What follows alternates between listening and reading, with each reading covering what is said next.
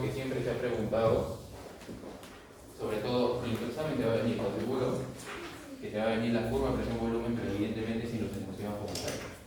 ¿Ya? Entonces, lo que tú ves allí, básicamente, es un tejido histológico. ¿Ya? Tejido histológico de los vasos sanguíneos. Parte de la anatomía, evidentemente, del corazón es saber dónde está ubicado, cuánto pesa, ¿ok? Y todo ello. Las cavidades, los vasos que salen de estas cavidades, y así sucesivamente. ¿Ok? El corazón está ubicado en el mediastino medio. ¿Ok? Para que recuerdes un poquito, estos que parecen doritos son tus pulmones, derecho e izquierdo. El que separa el mediastino superior y la parte del abdomen es el diafragma. Y aquí está tu abdomen, ¿no? Con tus cuadraditos o el estuche de los rectos, que seguramente todo el mundo tiene aquí. Si tienes, pero bien escondido, ¿sí? ¿Ok? Entonces, lo que deberías saber también es que el corazón está ubicado en el mediastino medio. Aquí está tu popolo. ¿Ya? ¿Por qué? La cara anterior divide el mediastino anterior del mediastino medio. La cara posterior del corazón divide el mediastino posterior del mediastino medio. Es decir, las hojas pericárdicas. Es aquel saco, ¿ok?, fibroso que envuelve al corazón como tal. ¿Ok? Entonces está en el mediastino superior, específicamente en el mediastino medio. ¿Ya? Algo que preguntan también con respecto al mediastino es saber las estructuras que se encuentran en cada uno de estos. Anterior, medio, posterior. La estructura, por ejemplo, que debes recordarte siempre en el mediastino anterior es una estructura que has visto en la parte de inmuno, el módulo anterior, donde maduran los linfocitos T. ¿Cómo se llama? Timo. ¿Ok? Los linfocitos T, ¿ok?, maduran en el timo. Es una estructura, un órgano linfoide primario y secundario. ¿Primario o secundario? Primario. ¿Ok? Es un órgano linfoide primario junto con la médula ósea. ¿Ya? Que evidentemente a partir de los 20, 21 años comienza a descender su función como tal y es parte de todo el espectro clínico de la inmunosenescencia, un evento que sucede en los adultos mayores. ¿Ok? Entonces aquí en la parte del mediastino anterior es recordarte del timo. En el mediastino medio, evidentemente el corazón y sus grandes vasos como tal, y en el mediastino posterior es la parte donde más preguntan, porque aquí hay un sinnúmero de estructuras que están en el mediastino posterior, por ejemplo, el esófago, la vena ácidos y así sucesivamente. ¿Ok? Entonces aquí tú tienes que incidir desde el punto de vista de anatomía, qué estructuras están en el mediastino posterior. ¿Ok? Lo mismo vamos a ver sobre todo. Esto vamos a volver a recapitular en la parte de respiratorio, en la parte del neumo, porque es muy importante reconocer esto en relación con los vasos que van o la ubicación de los pulmones en qué parte justamente están. ¿Ya? Entonces ahorita no es tanto esto, lo que tenemos que entender acá es el mediastino medio. ¿Ok? Normalmente el corazón pesa en los hombres de 350 a 450 como máximo.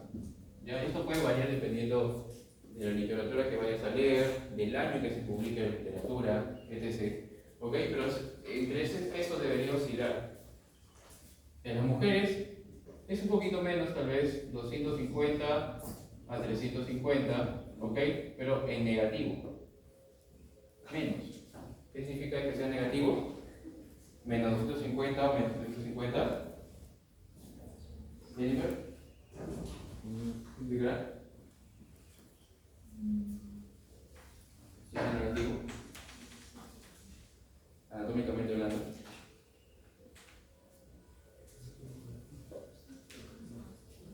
Los hombres, en voz alta, fuerte. ¿Ah? Que no hay. No hay. ¿Ok? Por esa razón es que es menos 250 o menos 350. ¿Ok? Entonces es un poquito menos. Muy bien. Está ubicado en el mediastino medio. ¿Ok? Entonces son las estructuras que tienes que ver. ¿Cuál es el origen embriológico del corazón? lateral, esplácnico. ¿Ok? Mesodermo, lateral, esplácnico. Otra de las cositas, como le dije a los otros grupos, lo único que tienes que saber de embrio es eso, nada más. ¿Ya? Porque no sé si habrás estudiado, habrás leído, ¿ok? La aurícula derecha tiene un origen embriológico, el ventrículo derecho tiene otro origen embriológico, la vena cava tiene un origen embriológico, la aorta, las venas, las válvulas mitrales, tienen un diferente origen embriológico. ¿Ok? Es un poco complejo, eso preguntamos más en el seminario 2. Además, embrión no es un tema tan rentable entre las ciencias básicas como sirve, por ejemplo, fisiopato y obviamente fármaco, como te lo dije al inicio. Entonces, el seminario 1 casi no viene embrión, ¿ya? Si la aventura sería seminario 2, probablemente puede venir, sobre todo, si alguno aquí va a seminario 2 se pregunta mucho la circulación fetal, los 3 años, y las funciones que cumplen cada uno de ellos. Que es algo que tienes que recordar siempre, ¿ya? Pero bueno, entonces, eso es desde el punto de vista de la anatomía macroscópica del corazón. Ahora hablemos desde el punto de vista de la anatomía microscópica del corazón. Una de esas estructuras, por ejemplo, que podemos encontrar es, por ejemplo, el ventrículo izquierdo y el ventrículo derecho, ¿cierto? Valeria, ¿no? ¿Cuál es el ventrículo derecho, Valeria? Ya, ¿y el ventrículo izquierdo? Más grueso, ¿no? ¿Tu delegado? ¿Cómo te llamas? Manuel. Manuel. ¿Para ti cuál es el ventrículo izquierdo y cuál es el ventrículo derecho? El izquierdo, o sea, el izquierdo de la derecha. Muy bien, si hubiera sido su examen oral hace 2 ciclos, estaría mal. ¿Ok? ¿Por qué? Porque en histología nos enseñaron, ¿te acuerdas cuando te mandaban a dibujar? No entiendo hasta ahora por qué siguen mandando a dibujar. Porque yo pagaba a mi compañero para que dibuje mis. Yo más bien, yo me dedicaba más a entender por qué era así la parte histológica. Pero no sé por qué hasta ahora siguen mandando a dibujar. ¿Qué relación, qué sentido tiene? ¿Tú te acuerdas tus dibujos? ¿Los tienes hasta ahorita? ¿Y por qué no mandan a dibujar? ¿Te has puesto a pensar? Pero bueno. Si hubiera sido tu examen oral y te colocas imagen, ¿ok? Ambos estarían mal. Porque tú ves estrías,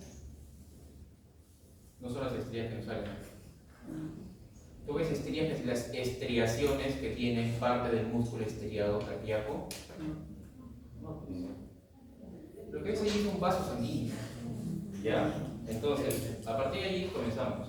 ¿Por qué? El vaso sanguíneo, date cuenta que esto es una arteria y esto de acá es una vena. Date cuenta de la cantidad del grosor del músculo. ¿Te acuerdas cuando le pagaba, bueno, yo en mi caso, ¿no? Le pagaba en este caso a mi mejor amiga, dibújame la túnica íntima, perdón. Un sol más me cobraba por la túnica media y un sol más me cobraba por la túnica adventicia. ¿Ya? Entonces, ¿te acuerdas que en tu pregunta de examen de hemato te vino un corrector alfa? ¿No? De los vasos sanguíneos. ¿En cuál capa histológica del vaso sanguíneo se encuentra? Íntima, media o adventicia. Ahí.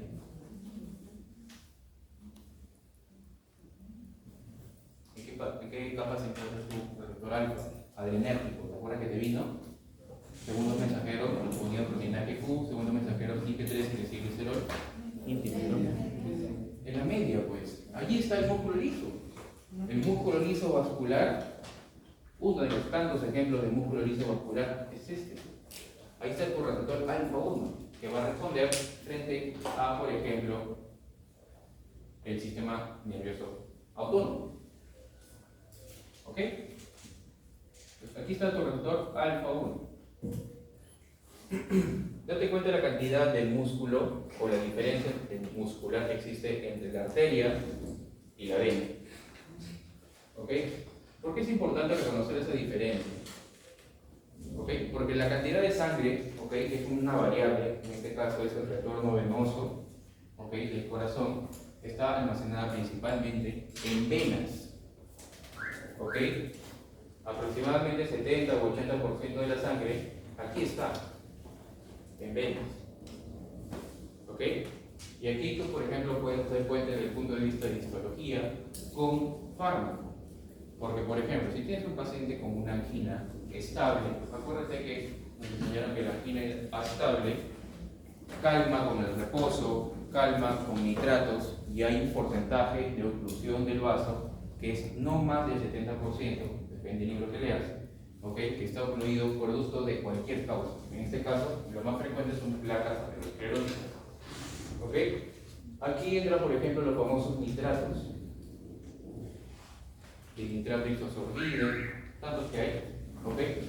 Lo principal efecto es vasodilatar, pero a nivel venoso, no arterial, porque aquí se encuentra la mayor cantidad de sangre. Entonces, el efecto que tienen los nitratos en relación con los determinantes del gasto cardíaco, que son 3, precarga, postcarga y contractilidad, ¿en cuál de estos repercute? Sí, estoy hablando del retorno venoso, estoy hablando de la sangre. Precarga. ¿Ok? Por lo tanto, los nitratos disminuyen la precarga. ¿Ok? Precarga. ¿Cómo lo hacen? ¿Qué hacen con el óxido nítrico? Valeria, ¿qué hacen? ¿Ah? Ya, ¿cómo aumenta el óxido nítrico? ¿O cómo potencia el efecto del óxido nítrico? Porque ahí está el efecto fisiológico.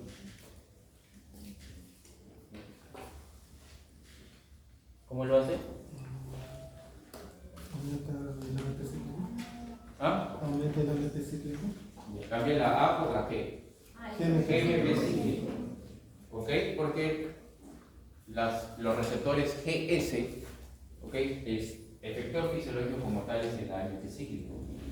En justamente la relajación del músculo liso. ¿Ok? Contrae. Se relaja. El efector fisiológico que va a relajar los músculos lisos van a ser el GMP cíclico.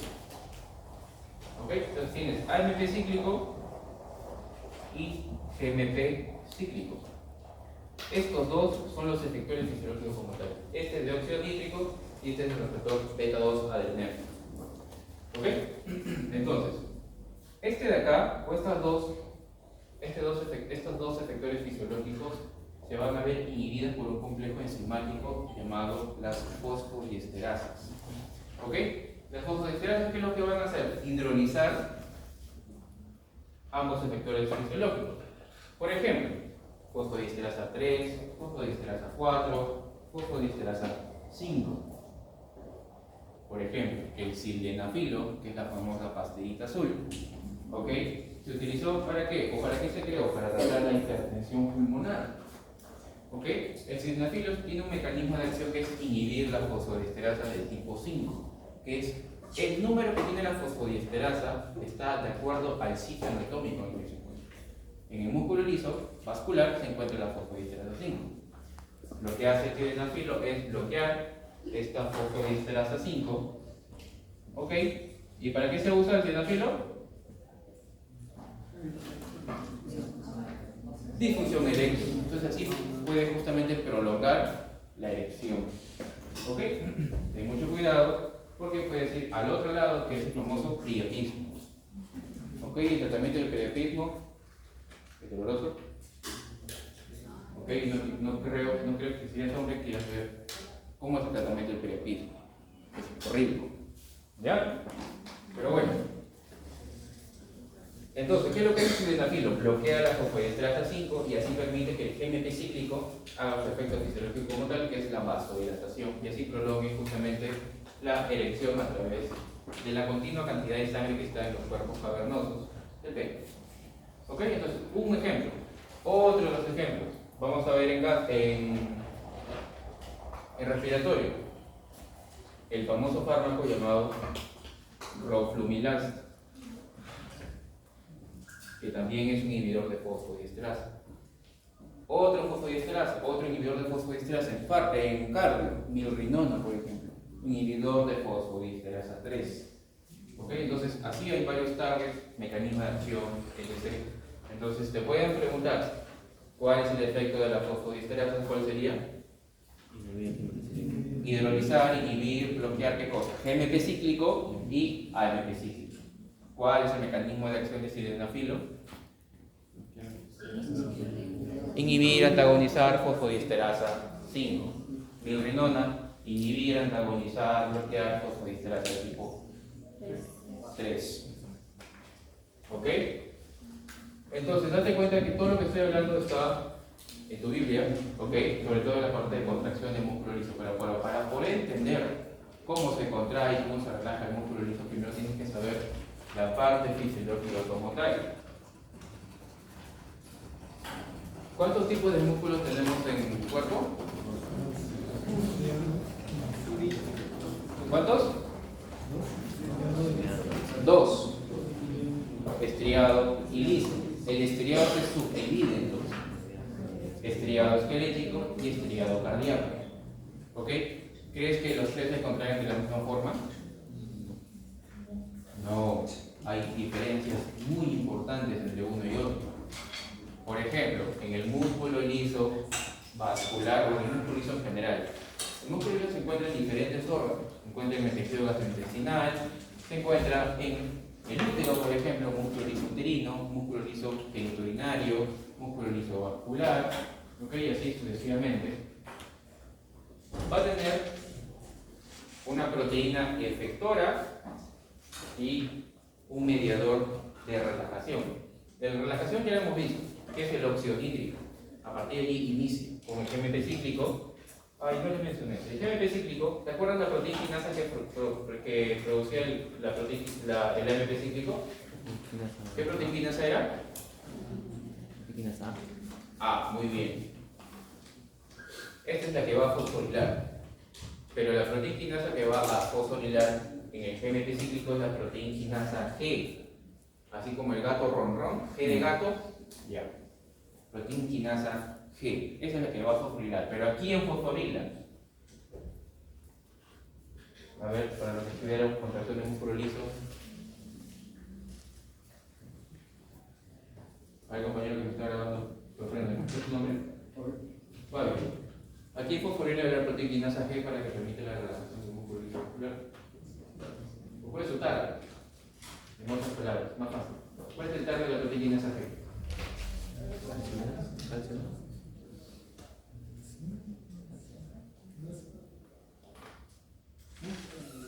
Fabio.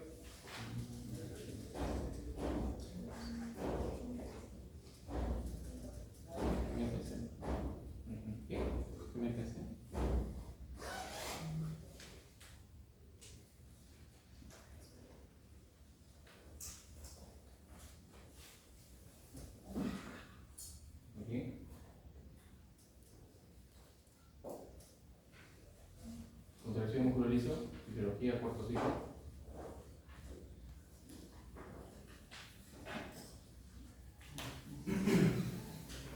Te voy a decir dos proteínas efectoras, ¿ya?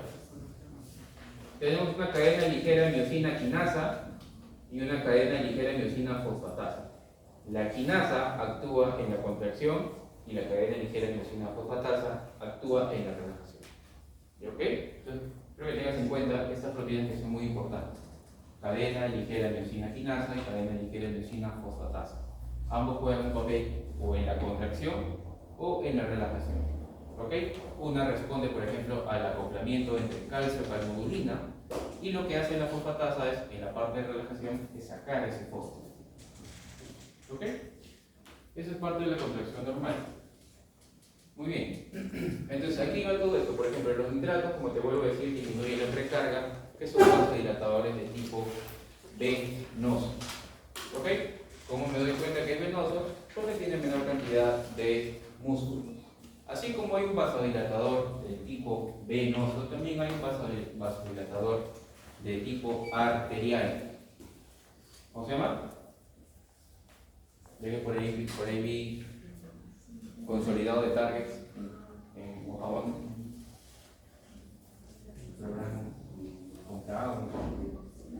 ¿Qué es el consolidado de targets? Tengan cuidado con eso porque a veces está mal eso. Tengan mucho cuidado. Vasodilatador arterial. ¿Ah? No. Entre los nitratos, uno de los fármacos que componen los nitratos es la nitroglicerina. Otro es el nitrato isosorbide y así sucesivamente. Estamos hablando de los vasodilatadores de tipo arterial. que también tienen el mismo efecto, potenciar el GMP cíclico. Ojo, si te preguntan el mecanismo de acción de los vasodilatadores, no es solamente potenciar el óxido nítrico, porque el óxido nítrico tiene su efector fisiológico, que es el GMP cíclico. Tú no colocas GMP cíclico, está mal. Estás grabando 1, 2, 3, 4, 5, 6, 7. ¿Ya? Yo sé que los videos se pasan entre salones, por todo ello. Tú no colocas GMP cíclico, está mal. No es solamente potenciar el óxido nítrico, no, el efector fisiológico, GMP cíclico. ¿Ok? Ya, vasodilatador arterial. Hidralacina. ¿Ok? La hidralacina tiene el mismo efecto o el mismo mecanismo de acción, potenciar el GMP cíclico, pero a nivel arterial. ¿Ok? Entonces, date cuenta que aquí, en el músculo o la túnica media, ¿ya? Ahí se encuentra tu receptor alfa 1 que te preguntamos anteriormente. ¿Ok? ¿Dónde se encuentra el receptor beta 1? ¿Dónde? También está en el vaso, muy bien. En el corazón. También en el vaso. ¿Dónde más se encuentra? ¿En qué estructura importante? En el corazón. Pulmón del corazón. ¿Dónde? En las células del marcapaso. En las células del marcapaso. No sinusal, no el aurículo ventricular. No te olvides de eso. ¿Ok? Muy bien. Entonces, la hidratación también tiene el mismo efecto. ¿Qué otra cosita nos puede ayudar a esta misma lámina? ¿Ok? ¿Cuál es la principal causa, ok, o la causa más frecuente de infarto de miocardio?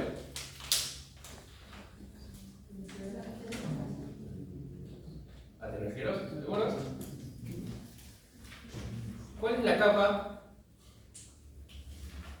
que inicia la formación de la placa, donde se inicia, perdón, la formación de la placa aterosclerótica? ¿Íntima, media o adventísima?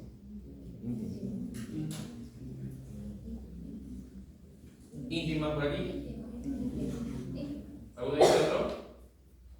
Es la íntima, ¿ya? Porque mira, por ejemplo, cuando tú eras niño, así como yo, ¿qué cosa hacías? Berrinche, ¿no? ¿Por qué hacías berrinche? Porque tú veías la casita feliz de McDonald's y querías que te compren. Pero ahí formaste tu primera estía grasa. Te compraste tu segunda hamburguesa, pero esta vez le colocaste un adicional de nuggets. Y está tu segunda estría grasa. Y así sucesivamente. ¿Ok? Esto es cuando tenías 5 años. Tienes 20. Sigues comiendo. Sigues formando. No haces deporte. Estudias medicina. Reniegas. 20 años. ¿Ok?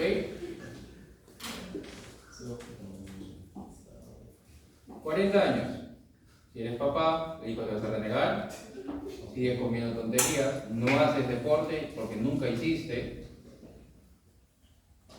llevas seminario por tercera vez, muy bien, eres subespecialista y eres fusiólogo, pongamos, ¿ya? 45 años. ¿Te das cuenta cómo se va formando, cómo se va disminuyendo el diámetro del vaso? Hasta que, ¿qué cosa? Llega el infarto de miocardio.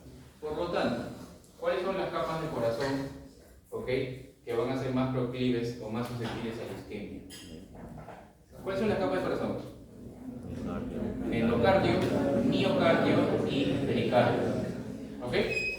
¿Cuál de estas tres capas, o mejor dicho, no se encuentran en los vasos sanguíneos, los vasos coronarios que van a irrigar el corazón? ¿Entre qué capas? Entre el miocardio y el pericardio. ¿Pero el pericardio de qué tipo? Visceral, es decir, el que está envolviendo el corazón. Entre esos dos se encuentran los vasos coronarios. ¿Ok? Muy bien, entonces la capa que más va a sufrir frente a un evento isquémico es el endocardio, porque es la que está en contacto con la sangre. Que está en contacto con la sangre, pero ¿qué sangre? ¿La sangre que está irrigando? No, pues es la sangre que va a ser inyectada al cuerpo. ¿Ok? En el vaso sanguíneo, la capa o la disfunción de la capa de la íntima, allí inicia la formación de la placa aterosclerótica. Entonces es un evento crónico. ¿Ok? Mira, date cuenta, comienza de los 5 años, 20 años, aquí estudiaste medicina, aquí ya eres subespecialista, uciólogo o esas subespecialidades médicas que están más en relación con eventos coronarios en los médicos, usiólogos, emergenciólogos, internistas también. ¿Ok? Entonces, date cuenta que evidentemente saber la parte de la histología es importante a partir de la clínica íntima, media y adventísima. ¿Ok? Te dejo un dato adicional que también ha venido en un examen que me acabo de acordar. ¿Alguien sabe qué es el vaso vasorum?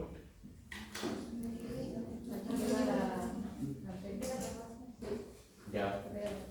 ¿Y cuál es la diferencia entre vaso vasorum y arteria y vena? ¿O son iguales?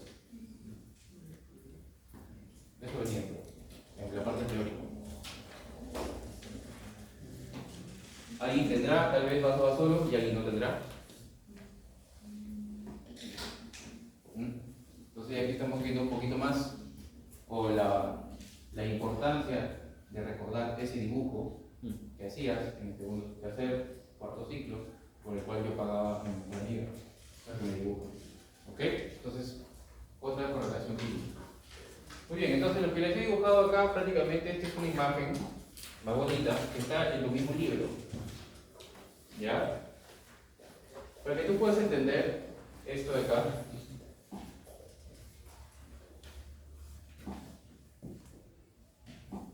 Para que tú puedas entender esto de acá. ¿Qué tipo de epitelio recubre al vaso? ¿Por el certificado plano no creatinizado? ¿No? ¿O no? ¿Qué tipo de epitelio es el vaso?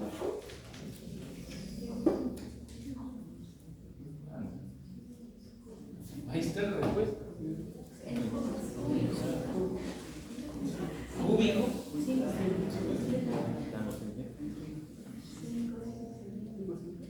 ¿Qué tipo de epitelio es el vaso? Una pregunta en mi repertorio. Tejido histológico. ¿Ya? A ver, compañera, el último. ¿Cuál era tu apellido? ¿Cómo? Ya. Compañero, ¿cuál es el epitelio del vaso?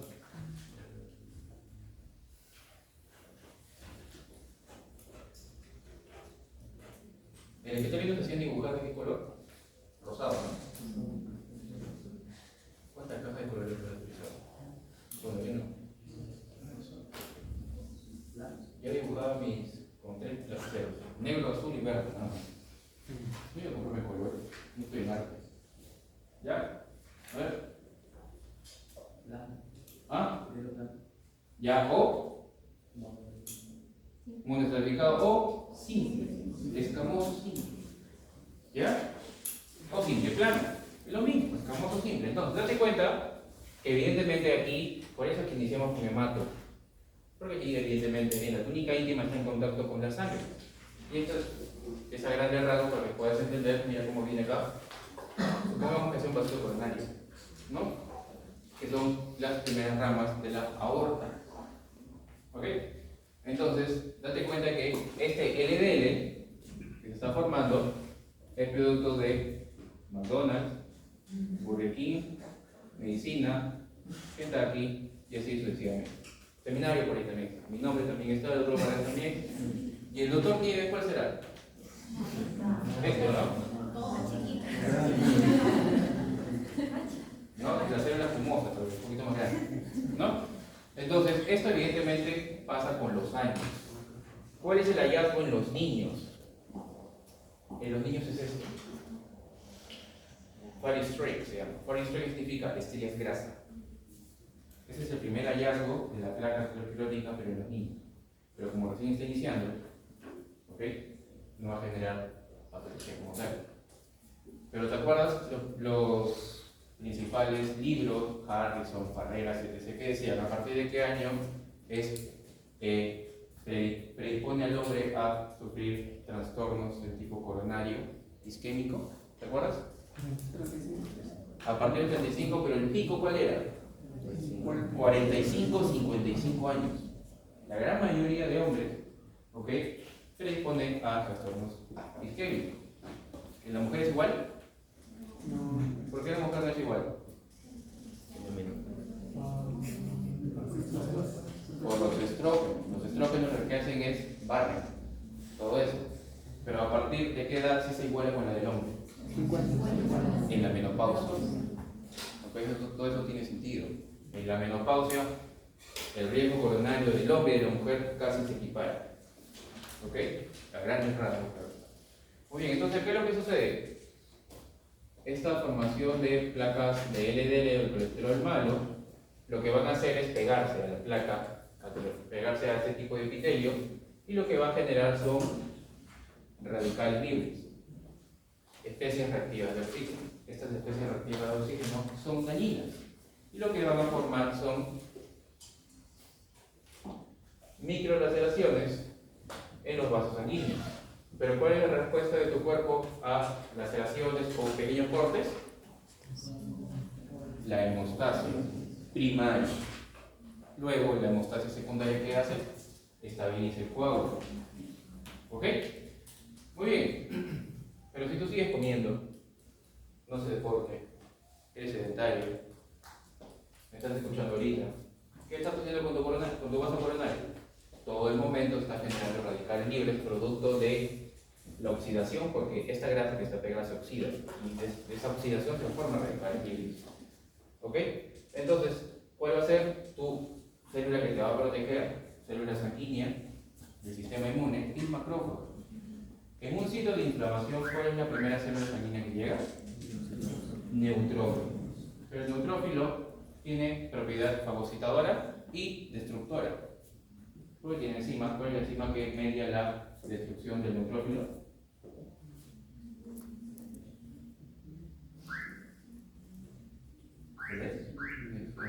¿Ah? Dije. La enzima del neutrófilo que media la destrucción. O dentro de su maquinaria enzimática, el neutrófilo tiene una enzima que lo permite destruir. ¿Cuál es? ¿Ah? ¿Cómo? No. De enzimas y porforinas, ¿de quién es? Del TCD8. CD8 y qué más?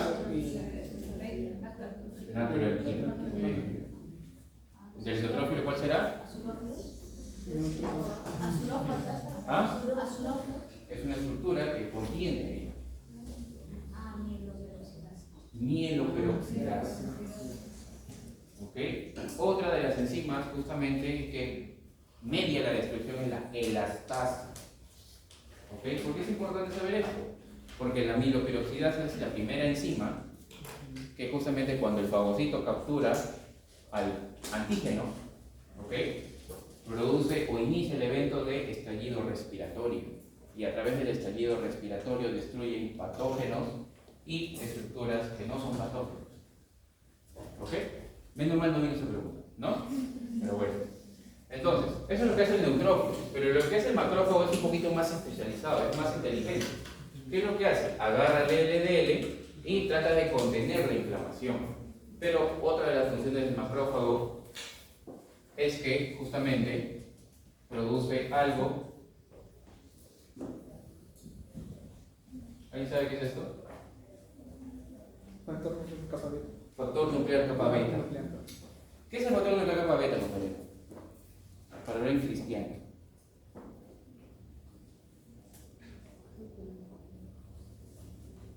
¿Qué es? Es algo que está dentro del propio macrófago. Algo que está propio dentro del macrófago. Como permite formar la biosfera. El factor nuclear capa beta es un factor de transcripción. ¿Te acuerdas? Biología que nos enseñaron. Y los factores de transcripción, ¿cuál es la finalidad de los factores de transcripción? ¿Ah? Síntesis de proteínas. Entonces se metían al núcleo. ¿Y cuál es el dogma de la biología celular y molecular? ADN, espérate, ADN, ARN, proteína. Entonces la transcripción o los factores de transcripción se meten al ADN, que es donde está el núcleo, ¿ok? sintetiza ARN mensajero y el ARN mensajero se va ¿a dónde? Al ribosoma para sintetizar proteínas y empaquetarlas con su amigo, el aparato de Golgi. ¿Ok? Pero bueno, este factor nuclear capa beta, producto de los macrófagos, ¿ok? Es también tarde de un agente inmunosupresor que utilizamos y que tal vez vas a recetar, sí, vas a recetar cuando seas médico general. ¿Ahí sabes cómo se llama? Lo has usado, seguro. ¿Alguno aquí es alérgico a los AINES, como yo? ¿Nadie es alérgico? ¿Has usado los corticoides? ¿Has tomado corticoides alguna vez? Prednisona, dexametasona, ¿no? Hidrocortisona, todas esas cositas, ¿ya? Inhiben al factor nuclear capa beta. ¿Qué hace el factor nuclear capa beta? ¿Cuál es la finalidad? Producir las citoquinas inflamatorias. ¿Cuáles son? 1, 6 y factor nuclear alfa, así como también la 8 y la 12. ¿Ok? Entonces, ¿cuál es el efecto inmunosupresor de los glucocorticoides? Inhibir el factor nuclear capa beta. Los glucocorticoides no solamente actúan inhibiendo la fosfolipasa 2, también tienen un efecto inmunosupresor que es mediado a través de esto. ¿Ok? Entonces, en consecuencia, supongamos que no se está utilizando, evidentemente aquí no se va a utilizar corticoides, pero estoy haciendo cuenta como una patología. El macrófago va a sintetizar este factor nuclear capa beta que se va a meter al núcleo y va a producir citoquinas inflamatorias. Entonces, date cuenta que todo es un círculo vicioso. Es inflamación, es daño, inflamación, más inflamación y así sucesivamente. En consecuencia, ¿qué es lo que hace? El macrófago captura este LDL en tratar de contener todo este proceso, este círculo vicioso, y forman los famosos llamados PONCE. ¿Qué significa? Células escumosas. Es decir, son macrófagos llenos de LDL. ¿Ok? Y date cuenta cómo el diámetro del vaso va disminuyendo en calibre. Hasta que llevas el seminario 1 y te dan el paro. Entonces, seminario 2, tal vez. ¿Ok? Entonces, de esa forma es la fisiopatología, o la, mejor dicho, inmunopatología a grandes rasgos de la placa aterosclerótica, principal causa de infarto de miocardio. ¿Ok? Pero si tuvieras tú un paciente con infarto de miocardio, y si es joven, 20, 30 años, ¿pensarías en una causa normal? Porque usualmente los casos clínicos, ¿cómo te vienen? Paciente de 50 años, con antecedentes de factores cardiovasculares mayores, acude por una clínica específica. Dolor torácico que se irradia a la cara interna del brazo, a la mandíbula y asociado a ¿qué? A fenómenos vasomotores.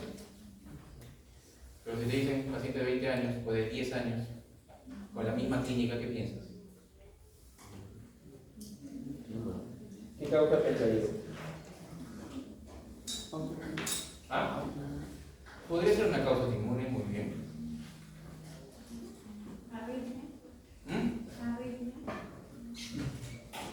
Sí, por supuesto que podría ser arritmia, porque dentro de los diagnósticos diferenciales del infarto de miocardio, por ejemplo, está el síndrome de Brugada. ¿Qué es eso?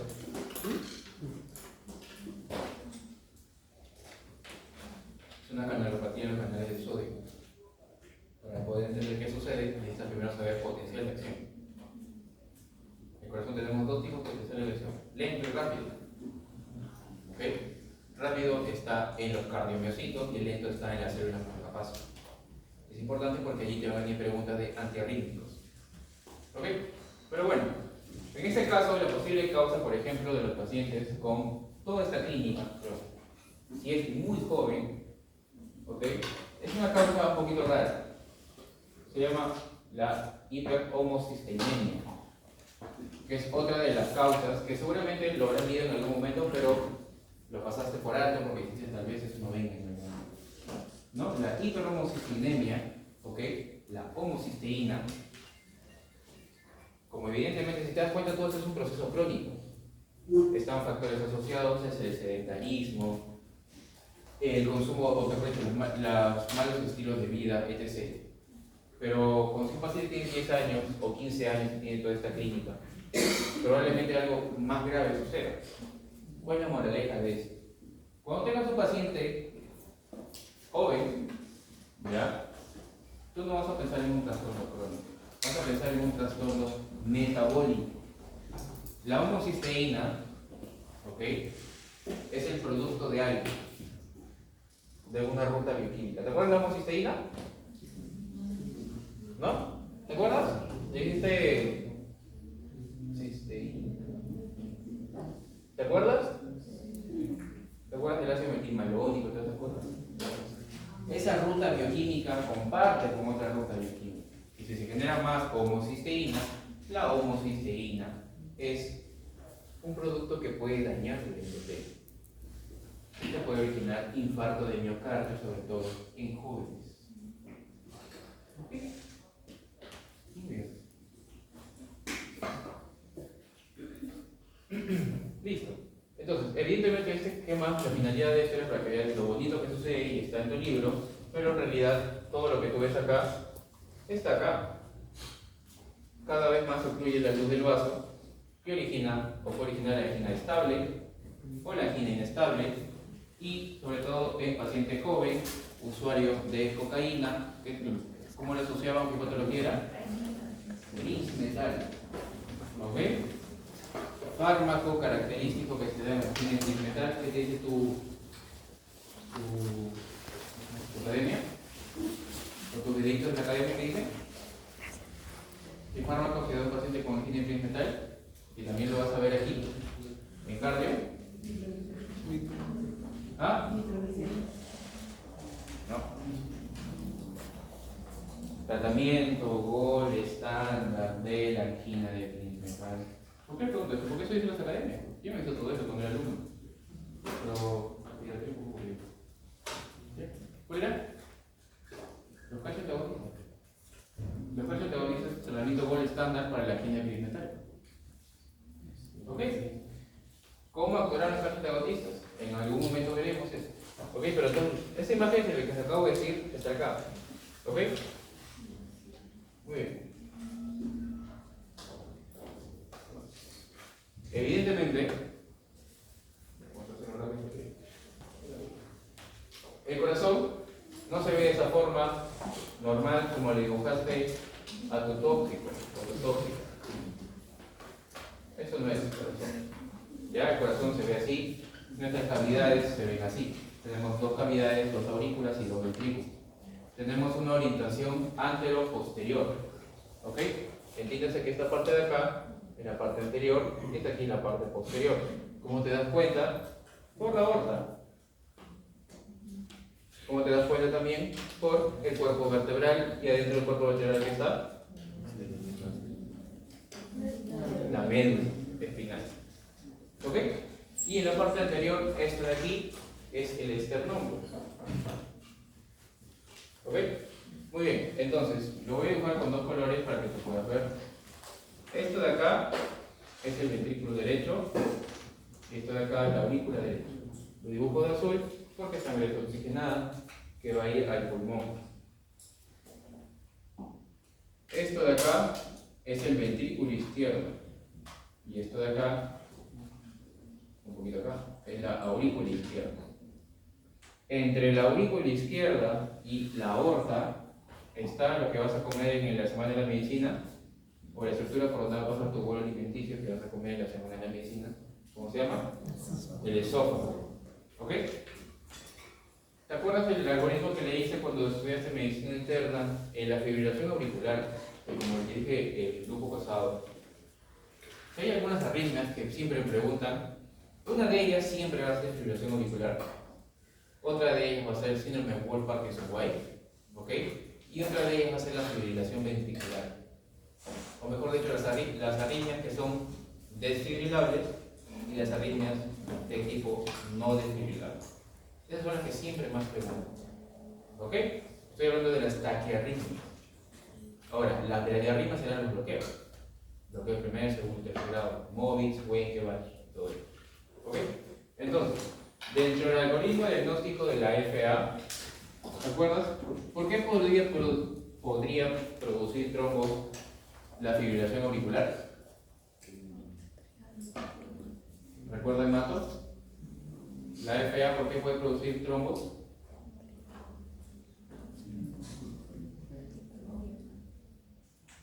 La primera causa de hipercoagulabilidad por estas, muy bien. Pero ¿cuál es la primera causa de hipercoagulabilidad? ¿Ah?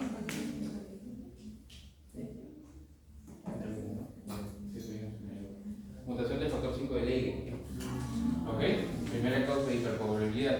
En este caso, la FA puede producir trombos por muchas causas. Una de ellas es por éxtasis sanguíneo. ¿Qué quiere decir esto? Que la sangre que se encuentra en el aurícula izquierda recircula y recircula. ¿Se acuerdan cómo estaba la frecuencia cardíaca de la FA? ¿No? Por arriba de 100, 150 podía llegar a 200. La sangre recircula, entonces esa recirculación de sangre puede generar un trombo, fenómeno de la éxtasis sanguínea. Para que te puedas acordar, la triada de Virchow: éxtasis sanguínea e hipercoagulabilidad, y a su vez lesión endotelial. Cada uno de los apartados de esta triada tiene diversas causas. ¿Ok? Por ejemplo, la tiroiditis que hemos visto hace un momento es lesión endotelial. Muy bien, entonces la FA, en este caso, dentro del algoritmo diagnóstico, se usaba. ¿Cuál era la pregunta que nos hacían? Paciente con FA, ¿no? E insuficiencia cardíaca, que es la principal arritmia que se ve en los pacientes con insuficiencia cardíaca. Dentro del algoritmo diagnóstico, marque te ponían. Opción A, o mejor dicho, ¿cuál es la principal, la mejor ayuda diagnóstica de imagen que podías ver de origen del trombo? Así nos preguntaban en medicina interna. En opción A te colocaban tomografía con contraste. Opción B te colocaban radiografía de tórax. Opción C, angiotomografía. Opción D, ecocardiograma transesofágico. Y opción E, ninguna de las anteriores. ¿Cuál marcas? Angio, muy bien.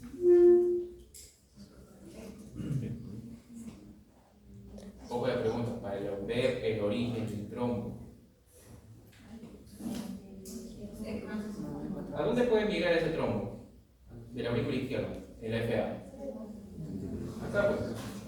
Al cerebro posible un stroke o una septicemia. ¿Ok?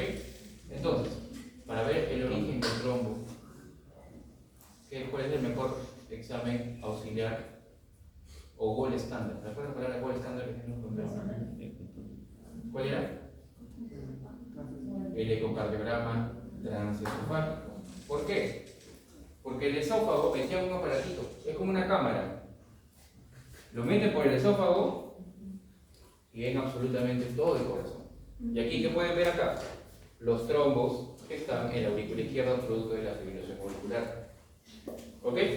Entonces, ese es uno de los algoritmos diagnósticos por los cuales, o la correlación anatómica entre lo que ves en tu focólogo y con la ayuda diagnóstica que nos puede ayudar. Muy bien. ¿Qué anticoagulante se usaba para el FA? ¿Tenía otro examen? Warfarina. También se puede usar heparina en el quinto hospitalario. Ojo. Entonces, as match. No es que yo me olvido de mato y ahora soy carne. No es así.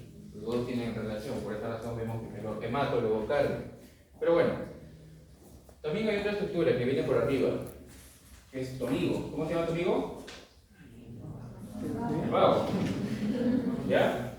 Entonces, el vago da diversas ramas y una rama que abraza la aorta es el nervio laríngeo recurrente izquierdo.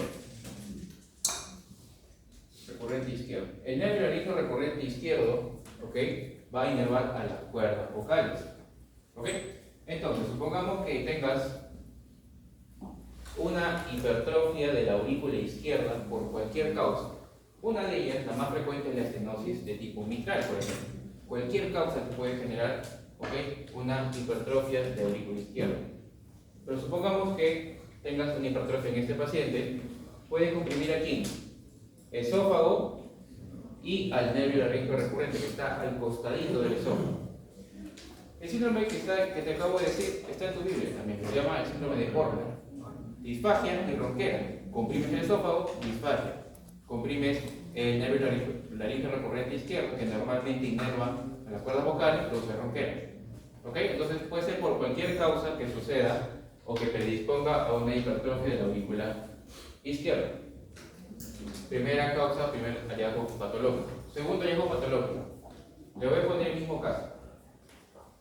En la Semana de la Medicina, aquí el fútbol se vive como si fuera el mundialito de porvenir. ¿Ya? Lo cual es bacán, divertido, ¿ya? Pero voy a poner ese mismo caso. Supongamos que el arquero saque, ¿ya? Supongamos que ese es el campo de fútbol.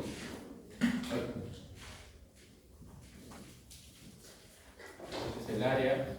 El arquero de acá saca y recepciona al delantero. Digamos que estamos en el último minuto del partido, están 2-2 en la final. Ahí es el partido más mortal que existe. ¿Ya? El delantero recepciona con el pecho el balón, pero el arquero del equipo contrario, ¿qué es lo que va a hacer? Sale para poder ganarle el balón y agarrarlo. Pero ¿cómo sale el arquero? Con los puños hacia arriba y sobre todo con las rodillas hacia arriba, porque se protege. Es parte normal del arquero.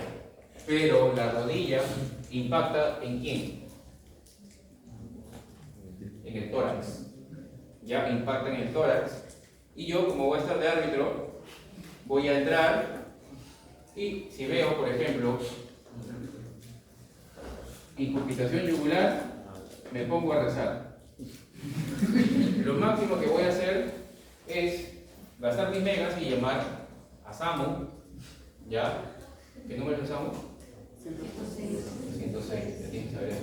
Llamo al SAMU y digo, ¿saben qué? Tengo un probable taponamiento cardíaco, venga rápido o ahí queda y se cancela todo. Pero que no suceda. Sucedió algo similar así, ya, bueno, no similar, mejor dicho, pero el ciclo pasado, el año pasado, uno de los niños, sobre todo de la filial de ICA, pensé que se había luxado el hombro en un partido de fútbol. Tuve que atenderlo, pero no se luxó, no se fracturó absolutamente nada. Tengan cuidado, sobre todo para que van para el fútbol, no es que voy a ganar la Copa Mundial. Yo sé que los hombres somos así de enérgicos con el fútbol, pero tengan cuidado, tu vida está en riesgo también. ¿Ya? Pero bueno. Entonces, ¿se acuerdan de la tirada de B? Uno de ellos era incurgitación yugular, otro de ellos es el taponamiento, hipotensión, y otro de ellos ¿qué es? Ruidos cardíacos mates. El hallazgo característico de todo taponamiento cardíaco, ¿qué es? Esto de acá, la incurgitación yugular. ¿Qué es lo que pasa? Básicamente es el llenado de sangre en el espacio pericárdico. ¿Producto de qué? Del rodillazo del arquero frente al tórax del delantero. ¿Qué sucedió acá? ¿O por qué pasa esto? La estructura que más se puede lesionar o la que está más en contacto con la región torácica anterior es el ventrículo derecho. Y la región que está más, o la región que es más posterior al corazón es la aurícula izquierda. ¿Ok? Ahora, dentro del taponamiento cardíaco nos enseñaron que existe.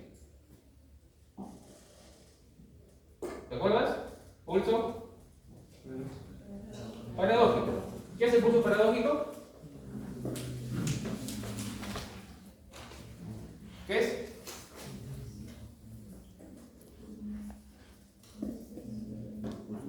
¿Qué es el pulso paradójico? Muy bien, el descenso de la presión arterial sistólica en más de 10 mililitros de mercurio en cada inspiración. ¿Ok? Entonces, eso es el pulso paradójico. El pulso paradójico puede tener muchas causas. Una de estas es el taponamiento cardíaco. ¿Qué es lo que sucede? Supongamos que se llene de sangre el espacio pericárdico. El corazón va a tener espacio para poder relajarse y albergar la cantidad de sangre que normalmente tiene. No. En consecuencia, ¿qué es lo que va a suceder?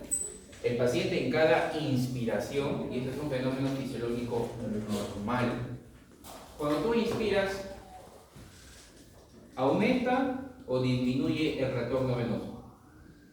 Cuando tú inspiras, inspira, a ver. ¿Aumenta o disminuye el retorno venoso? Aumenta. Estas variables han venido por este caso. Estas son variables fisiológicas que están en tu Biblia. Retorno venoso, cuando haces squats, por ejemplo, cuando haces barras, hand grip, ahí el nombre de hand grip significa hacer barras, ¿ok? O hacer aumento de la postcarga, lo que sucede todo ello, ¿ok?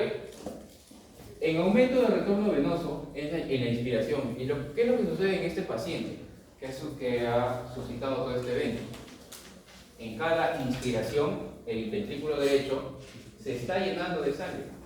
Pero ¿qué está pasando? Este septum interventricular que divide el ventrículo derecho y el ventrículo izquierdo lo desplaza. Y por lo tanto va a tener la nueva área del ventrículo izquierdo va a ser un poquito más pequeña. Por lo tanto va a inyectar menos sangre. ¿Y cómo se va a traducir eso? En el descenso de la presión arterial sistólica en más de 10 milímetros de mercurio. Y a su vez, si el ventrículo derecho se llena de sangre, ¿ok? ¿Qué es lo que va a pasar? A la aurícula derecha, ¿qué vaso llega? ¿Con qué vaso está la aurícula derecha? La cava superior y la cava inferior. La cava superior, si sigues el trayecto hacia arriba, ¿qué da? Las yugulares. Entonces, ¿qué voy a ver aquí? El paciente o el alumno, que espero que no suceda, lo destapo, y si veo incurgitación yugular, me pongo a rezar por eso. Ok, entonces date cuenta que el taponamiento cardíaco sucede por estos cambios hemodinámicos, ok, cambios sobre todo desde el punto de vista anatómico. ¿Ok? ¿Entendido? Muy bien, entonces como les estaba diciendo, ya llegó la delegación del grupo que van a hablar con ustedes.